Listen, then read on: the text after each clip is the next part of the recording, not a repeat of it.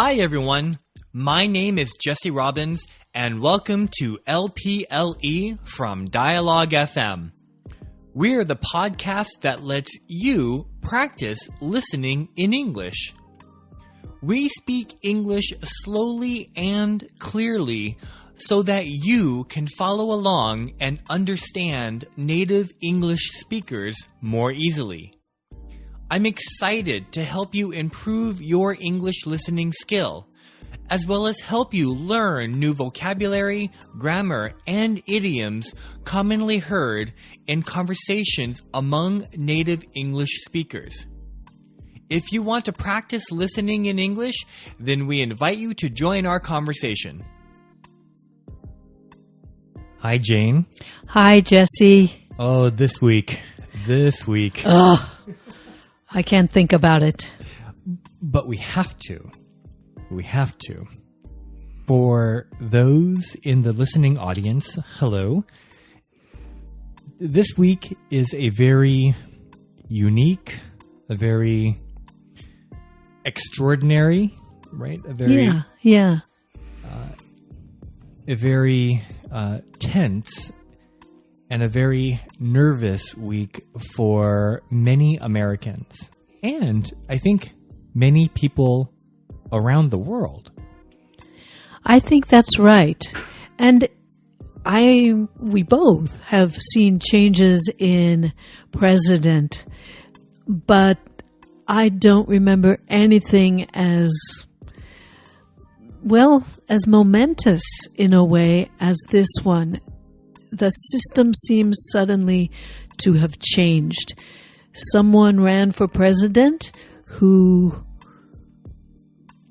didn't want to and didn't know how to play the game. He wasn't interested. And as one commentator said, some parts of the system are very vulnerable if someone does not run in good faith.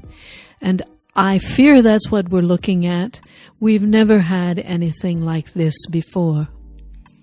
For those who are listening, we are talking this week about the presidential inauguration. Inauguration is a complicated word, right? For those learning the English language, I believe that you are not going to study or hear the word inauguration, except this time you are. You're going to hear the word inauguration many, many times.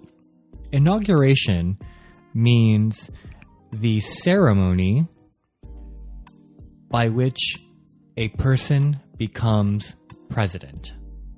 So this Friday, we have our presidential inauguration for Donald Trump. For today, I thought because it's this week, he's becoming our president, you and I could now talk a little bit about politics, but more importantly, how we feel about this day, about this inauguration.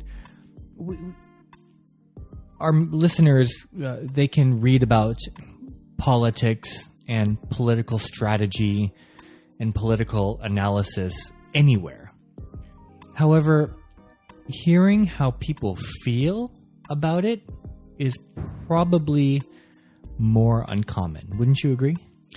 Probably. If you're listening to the news from another country, you might see a quick interview or two with the man on the street, as we say, or the woman on the street. But, for example, the commentators on television or radio are meant to be as objective as they can be. And so they try to avoid, in fact, they studiously and carefully avoid talking about how they feel. That doesn't mean that we can't guess or tell from some of the questions they asked. But yes, I agree. Just talking to an American about how he feels, you kind of have to be living here and have friends and family that you speak about it with. Now, to clarify for our new listeners, first off, welcome. It turns out, actually, that we have new listeners from Myanmar. Really? Yeah. Welcome. So, yes, hello, everybody listening in Myanmar. Thank you so much for listening to LPLE. If this is your first time listening, you're going to get a very deep discussion about politics. But listen to past episodes. We have topics about many, many other things as well. To clarify for our listening audience, you and I live in the Northwest, okay? So we live on the West Coast, which is typically more liberal and typically associates with the Democratic Party, right? Now, you and I live in the Northwest, which is, I believe, even more liberal and identifies with the Democratic Party more strongly. That's definitely true, yes. So, when you and I talk about this, you and I are probably going to agree on most of our feelings about this inauguration. I'll start a little bit, and then I really want to hear what you have to say and how, more importantly, how you feel about this.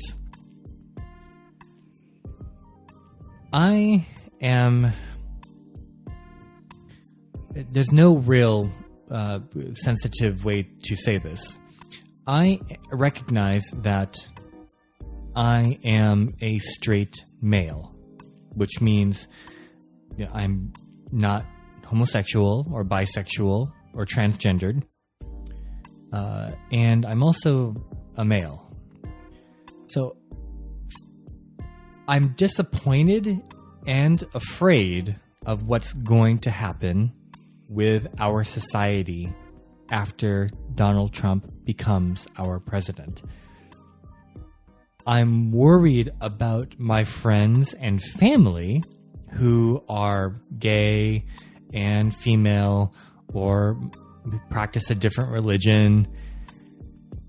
For me, I'm personally not afraid. I'm afraid for other people. I'm afraid for our country, and I'm more focused on being a member of my community now more than ever. Okay. So I am going to watch the inauguration this Friday. Can you force yourself to? I am interested to hear what you say, and I kind of agree. I am a female, older, I am white, I am from a social and economic strata that is middle class, but comfortable middle class, now being older. Probably many of the things that we fear may happen will not affect me too much personally. But I have many friends who might be affected, and what this election brought home to me is exactly what you just said. I'm okay, but I am really afraid for my country. As a friend of mine in France said, we do not like seeing that particular part of the United States. In other words, the part where we abandon dignity, where we freely criticize or insult people who are different from us. That makes me very upset for the whole country. It also reminds me of something that I think is good, and that is that no matter how we feel about a given election or candidate, or how much we criticize our own country's behavior abroad, which sometimes we do, the way the United States... I am not always in favor of the United States policies abroad. But what interests me is how personally most of us take the election, how we do feel a little responsible. Even though this is happening thousands of miles away, even though personally we may not be too deeply affected, we do take our politics seriously, and it matters to us. And I always forget that because I'm not inherently deeply interested in politics. But elections become something we care about at the heart and gut level. It's not so much intellectual as it is in some other countries. It's in our guts. And that's, I think, something I was reminded of at this election. I had forgotten. There's many people who actively say, he is not my president. He will never be my president. I understand how they feel. However, I disagree. Legally and technically, he will be our president. So for me, I worry that if people say he's not my president, that they will start to actively ignore him. To say that he is not my president, I worry that the momentum, the energy that our society has, big parts of our society has about fighting back against some of his policies, I'm worried that that will go away. If we remind ourselves that this man is our president, so we have to pay more attention to him, that will, I think, help our society, and particularly the people who are going to be most affected by his policies more. How do you feel about that? I think I agree. I'm very divided. Of course, I have to live my life every day, and it does no one any service for me to actively feel depressed all the time. So I have to do things that will raise my morale, my vibration, as some people say. I don't see it. He is not my president, but there is an imposter sitting in the position of president, and he is, whether I like it or not, going to have some power. Not as much as he imagines, but way more than I like to imagine.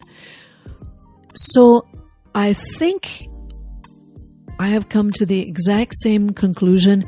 We have to pay attention, and we have to do the things that people who really love politics do. They are on the phone to their senators, to their congressmen. They are writing letters. They are signing petitions. They are making a big noise.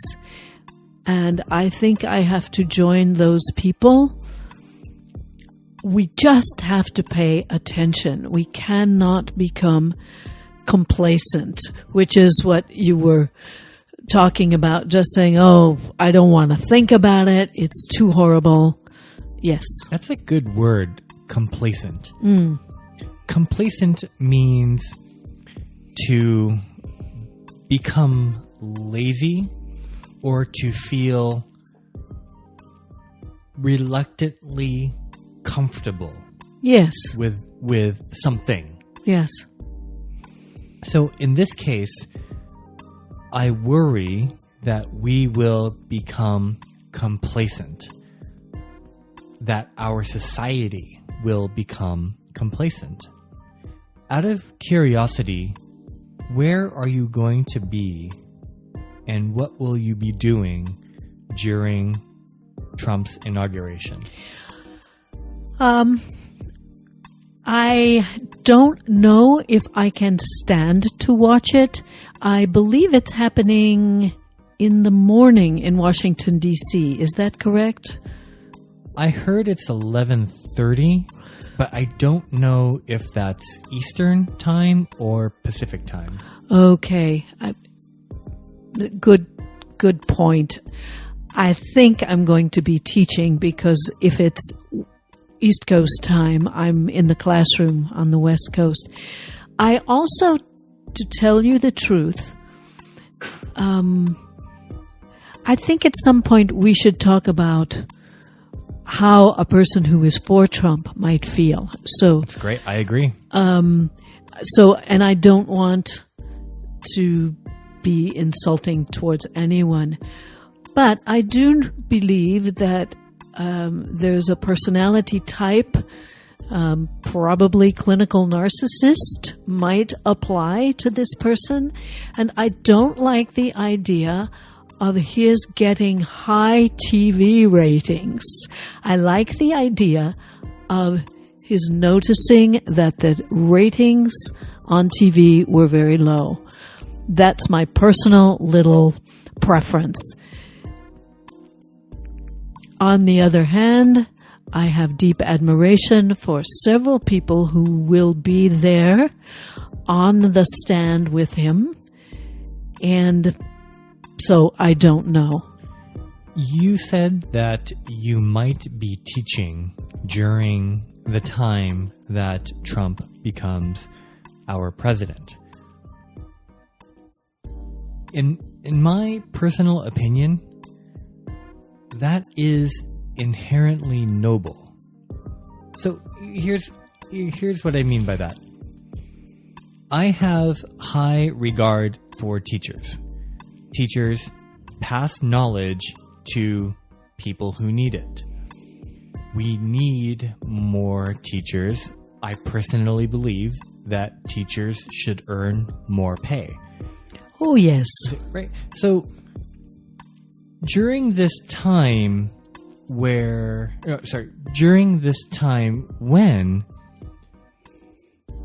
Donald Trump is becoming our president, you will be engaged in an activity that involves educating the next generation of people.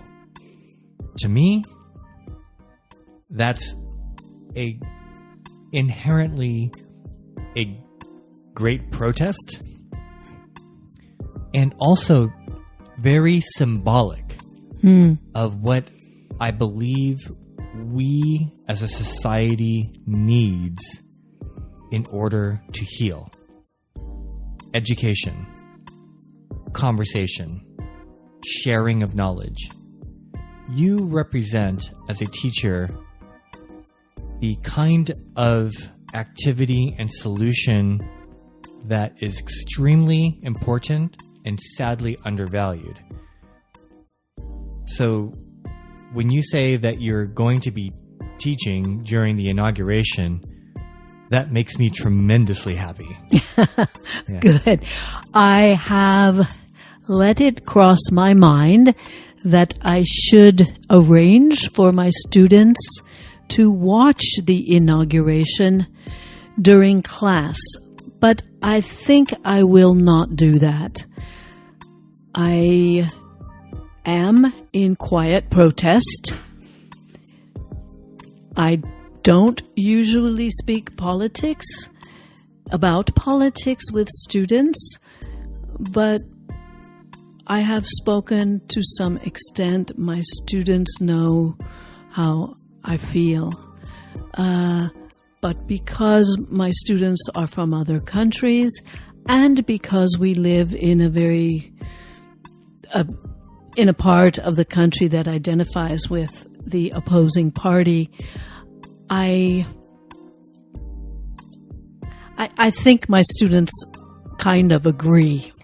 And of course, if they want to watch it, they can watch YouTube. Exactly. So I'm not interrupting my business. I agree. I was going to say that when you mentioned that you decided to just continue teaching class as normal. I agree, and people can watch it on YouTube if they want to after class.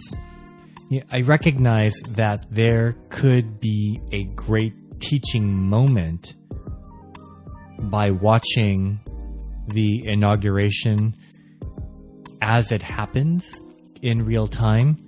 However, not just because it could be disruptive, but also I worry that it could be frowned upon by other teachers or administration. It would be interesting to hear how your students feel about it and hear them discuss it amongst each other. Because, yes, right, they come from all different backgrounds. In your class, at least you have at least 5 nationalities? Let's see. It depends. One class has 2 Mexicans, Taiwanese, Chinese, Vietnamese, Finnish. Last quarter, I had some people from a person from Myanmar. Yes, they come from many different countries. Some European. I have Saudi Arabians. Yeah.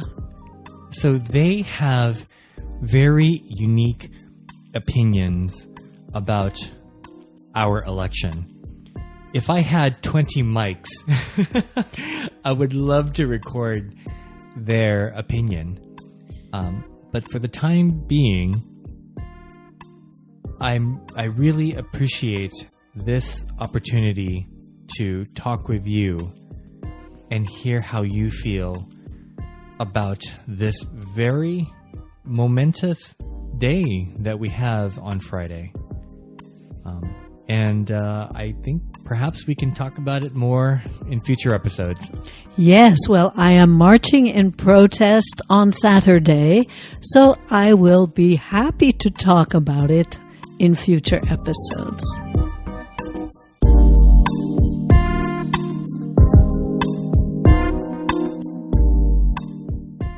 Thank you for listening to this episode of LPLE. Let's practice listening in English from Dialogue FM. Subscribe to LPLE on iTunes to hear the latest episodes, or listen to past episodes on our website, dialogue.fm. That's dialog.fm.